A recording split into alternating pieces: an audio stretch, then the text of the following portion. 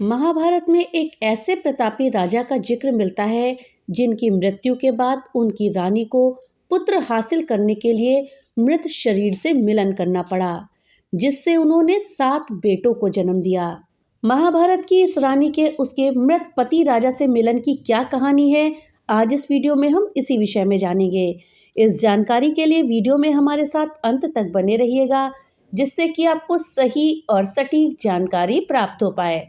महाभारत के दौरान एक ऐसे राजा हुए थे जिनका की जिक्र राजा व्यूषिताश्व के तौर पर किया गया है। उनके साथ ये कहानी जुड़ी हुई है कि उन्हें अपार शक्तियां हासिल थीं।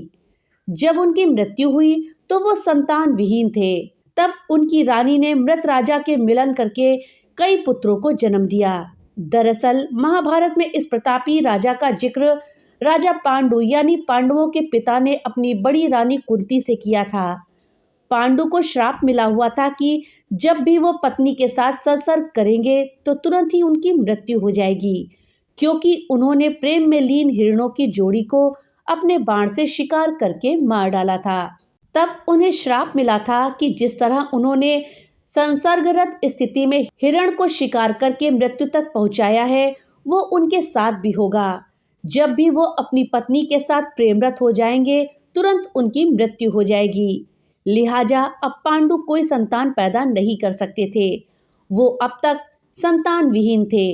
वो अपनी दोनों पत्नियों कुंती और माद्री के साथ वन में रहने लगे।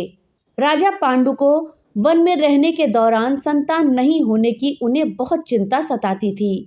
एक दिन उन्होंने एकांत में कुंती से कहा, तुम संतान प्राप्ति की कोशिश करो।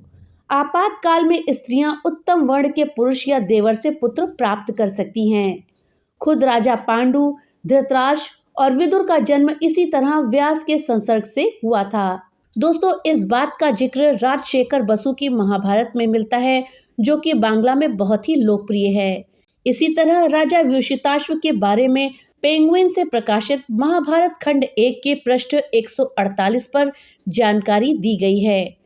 कौशिकी बुक्स की महाभारत आदि पर्व अंग्रेजी भाग 2 में भी इसका उल्लेख है। इसके अनुसार पांडु की बातों के बाद कुंती ने उनसे यही पूछा कि अगर राजा व्यूषिताश्व की मृत्यु के बाद भी उनकी पत्नी रानी भद्रा ने जब उनसे मिलन किया, इससे वो गर्भवती हो गईं, फिर 7 बेटों को जन्म दिया, तो आप भी तपस्या के प्रभाव से मेरे गर्भ में मानस पुत्र की उत्पत्ति कर सकते हैं।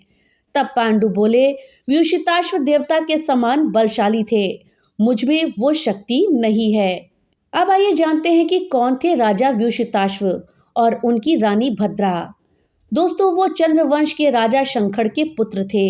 व्यूषिताश्व ने राजा कछिवत की पुत्री भद्रा से विवाह किया था, जो अपनी सुंदरता के लिए अत्यंत प्रसिद्ध थी।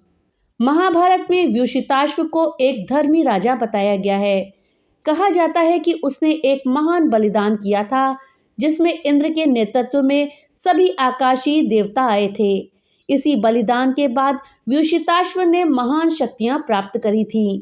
उन्होंने अश्वमेध समारोह के माध्यम से सभी दिशाओं के राज्यों पर विजय प्राप्त करी थी। वीडियो में आगे बढ़ने से पहले आपसे एक छोटी सी रिक्वेस्ट है कि अगर अभी तक आपने वीडियो को लाइक नहीं किया है तो कृपया वीडियो को लाइक कर दें और ज़्यादा से ज़्यादा शेयर करें, जिससे कि ये जानकारी अधिकतर लोगों तक पहुंच पाए। और हाँ, अगर चैनल पे पहली बार आए हैं तो कृपया चैनल को सब्सक्राइब कर दें और बेल आइकन दबाना ना भूलें, जिससे कि मेरी वीडियो सबसे पहले आप तक पहुंच सके। तो चलिए वीडियो में आगे बढ़ते हैं। कहा जाता है कि उन्होंने अपना अधिकांश धन ब्राह्मणों को दान कर दिया था। उनका विवाह भद्रा से हुआ था, जिससे वो बहुत प्यार करते थे। रानी भद्रा को उस समय भारत की सबसे सुंदर स्त्री माना जाता था। उनके कोई भी संतान नहीं थी। क्षय रोग, जिसे कि तब यक्ष्मा रोग कहा जाता था, उससे उनकी मृत्यु हो गई। भद्रा दुख से ग्रस्त हो गई। उन्होंने अपने पति के साथ मरने का इरादा किया। तब आकाशीय आवाज ने उन्हें ऐसा करने से रोक दिया और पखवाड़े के 8वें और 14वें दिन राजा के शरीर के साथ लेटने का संकेत दिया। उन्होंने वैसा ही किया जैसा उनसे करने को कहा गया।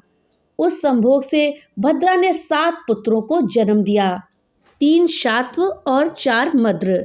पौराणिक विश्वकोश के अनुसार महाभारत आदि पर्व के अध्याय 120 में लिखा है, व्यूषिताश्व पुरु वंश के राजा थे, जो धर्मात्मा और न्यायप्रिय थे।